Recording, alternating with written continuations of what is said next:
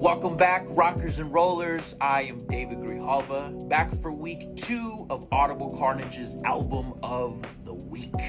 Now, I did just want to give a quick shout out to this boy right here who decided to show up the day of filming this. So we'll get his reaction and response to the album later in the video. Now, last week for Audible Carnage's album of the week, I chose the debut album, self-titled debut from Danzig, all the way from 1988. And of course, it's going to be difficult every single week trying to choose a follow-up to the last album. But this week, I decided to choose one from the hair metal category. Now, if you're not a fan of hair metal or 80s metal or 80s rock, anything like that, you're probably most likely a very boring individual. And I stand by that statement. I will die on that hill saying that 80s metal is the most fun, killer. It's about a good time. It's about drinking. It's about women, men, if you swing that way. It's about partying, killer musicianship. And the album I chose for this week is no stranger to any of that. You viewers at home, I bet you are wondering, what 80s album could you possibly have chosen? Because there is a sea of them, but I chose one that to me has always kind of stood above the rest of the contemporaries of the time, and that of course is the LA Guns. Yes, the LA Guns, not La Guns. Funny story is when I was younger, I used to think that LA Fitness was La Fitness, like it was a Mexican only gym. I was very wrong. But this is LA Guns, the self-titled debut album from, of course, the LA Guns from 1988. Now, I feel like I have a lot to say about this record, which I'll have a lot to say about every record that I show on Album of the Week. But I want to dive right into it. Now, of course, as always, as you learned last week, before you dissect an album, you got to take off the record condom. Always protect your records. And this one actually is a relic of the time. It is still in the original shrink wrap cover with the original price tag on it. This shows you just what a bitch inflation is.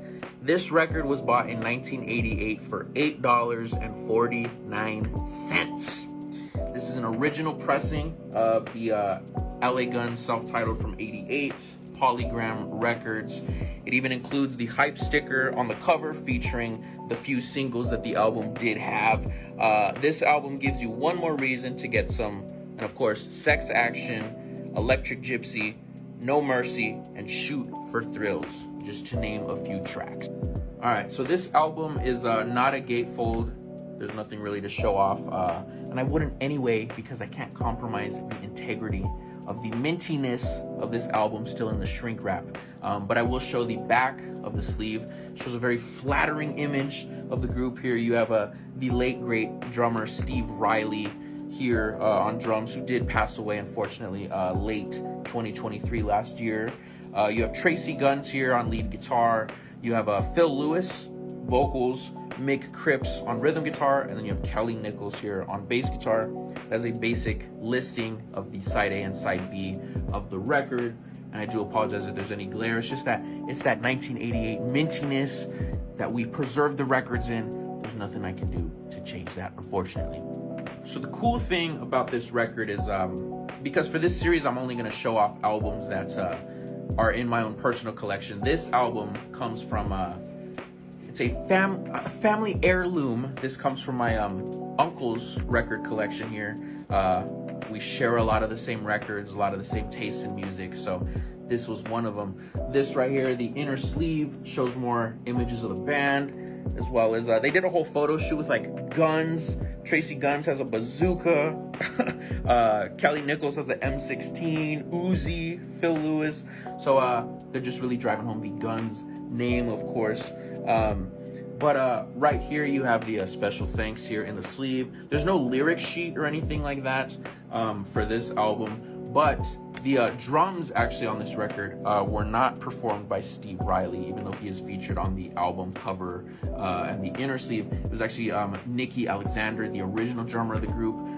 He actually did perform the drums in the entirety, but he was out of the group at the time already at this point, so this is consider the classic lineup of the group. So since this album doesn't have any sort of opening or anything, it does come with an extra bit of fun that I definitely want to show off. It's super dope when you just find extra stuff in records, because I mean, especially records like this old and things like that, like you're not gonna find, or it's very rare that you're gonna find a brand new copy. But this actually, since this was passed down to me from the original owner, this features an original flyer for the LA Guns coming to the Tucson Gardens. It's not a venue anymore, but this is an original concert flyer for the LA Guns with the Gangsters of Love on Wednesday, March 23rd at the Tucson Gardens. This just shows you what a bitch inflation is. Tickets were $4.96, but day of they increased to $5.96. It also advertises Tower of Power on April 11th, the Red Hot Chili Peppers on April 13th, the Romantics on the 16th, and the Meat Puppets on the 24th. So a bit of rock history right here, Tucson history. And you could buy the tickets at Discount Records, Loco Records, and the Tucson Garden itself. So a little cool piece of LA Guns, Tucson music history right here. Super, super dope. All right, so somewhere on the screen will pop up my song recommendations and my rating for this album as a whole.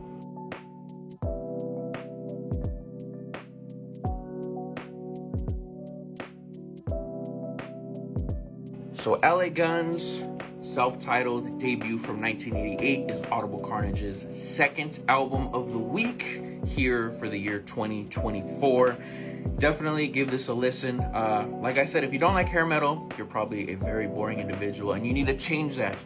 Get some hair metal in your life. Get fun, get rock and roll, get crazy. And you can hear the LA Guns on Audible Carnage, as well as other groups, every Friday night, 9 to 11 p.m. Mountain Standard Time.